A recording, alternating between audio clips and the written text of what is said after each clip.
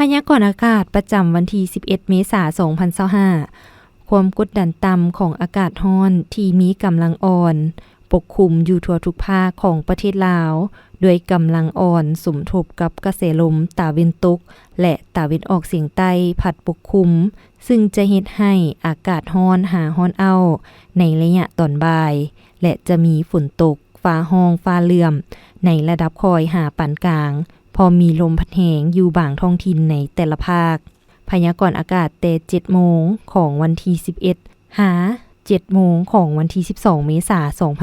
2025 ภาคเหนือด้านตะวันออกอากาศเย็นในตอนกลางคืนหาตอนเช้า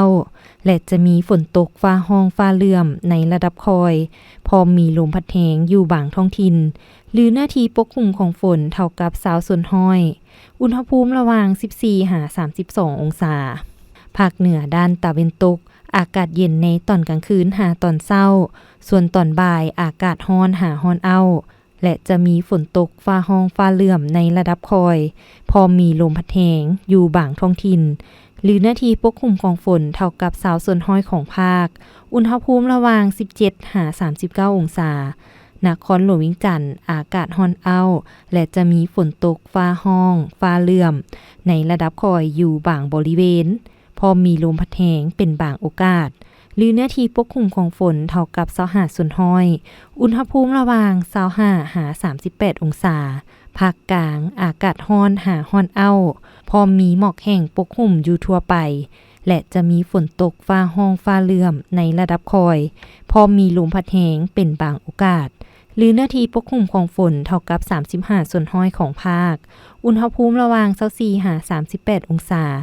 แขวงไสสมบูรณ์อากาศเย็นในตอนกลางคืนหาตอนเช้าพอมีฝนตกฟ้าร้องฟ้าเหลื่อมในระดับคอยอยู่บางบริเวณและจะมีลมพัดแหงเป็นบางโอกาสหรือหน้าที่ปกคลุมของฝนเท่ากับ25ส่วนห้อยอุณหภูมิระหว่าง19หา 35 องศาภาคใต้อากาศร้อนหาร้อนเอาและจะมีฝนตกฟ้าร้องฟ้าเหลื่อมในระดับคอยหาปานกลางพอมีลมพัดแหงเป็นบางโอกาสหรือเนื้อที่ปกคลุมของฝนเท่ากับ45ส่วนห้อยของภาคอุณหภูมิระหว่าง24หา 37 องศา